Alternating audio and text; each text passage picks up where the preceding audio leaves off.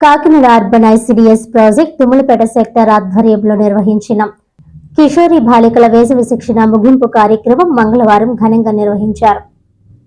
ఈ కార్యక్రమానికి ముఖ్య అతిథిగా కాకినాడ జిల్లా ICDS project director K Vijay Kumari పాల్గొని కిషోరి బాలికలకు పలు అంశాలపై అవగాహన కల్పించారు. ర్యాలీ అనంతరం కిషోర్ బాలికలచే ప్రతిజ్ఞ, తల్లులు భాగస్వాములతో ప్రతిజ్ఞ చేయించారు. అదేవిధంగా శిక్షణ కార్యక్రమం కోసం తల్లులు, కిషోరి బాలికలు తమ అభిప్రాయాలను పంచుకున్నారు. ఈ కార్యక్రమంలో టీడీపీ వార్డు ఇన్ఛార్జీలు Mooguraju, Eripilli Ramu, Dummalapeta supervisor Dayamani, MSK P Vinodini, anganwadi కార్యకర్తలు, హెల్పర్స్, తల్లులు, కిషోర్ బాలికలు తదితరులు పాల్గొన్నారు.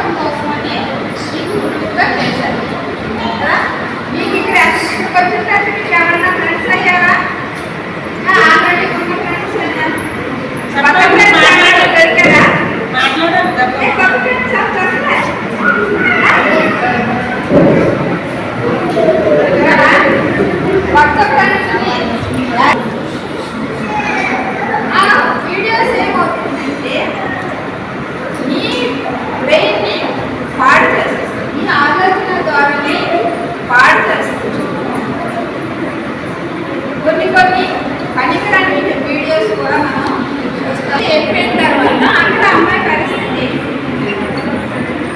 ఇంతవరకు ఎన్ని సంవత్సరాలు మిమ్మల్ని కానీ పెంచిన మీ తల్లిదండ్రుల పరిస్థితి ఏంటి? ఒక అమ్మాయి ఊరిలోంచి వెళ్ళిపోయింది అంటే ఆ ఊరిలో ఆ కుటుంబం పరిస్థితి మీ అమ్మ నాన్న తల్లిదండ్రులు తిరగలరా?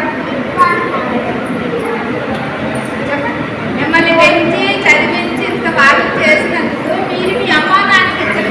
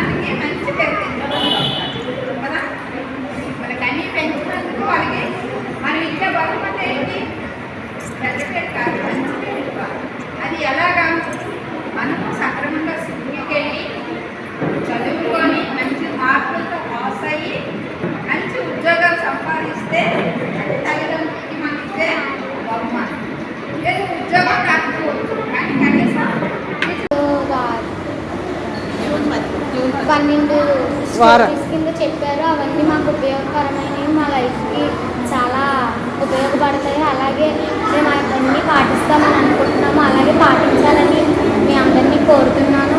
అలాగే ఇక్కడ ఏమైతే చెప్పారో అవన్నీ ఇంటికి వెళ్ళి మీ అమ్మకు కానీ మీ నాన్నకు కానీ అందరికీ చెప్పండి.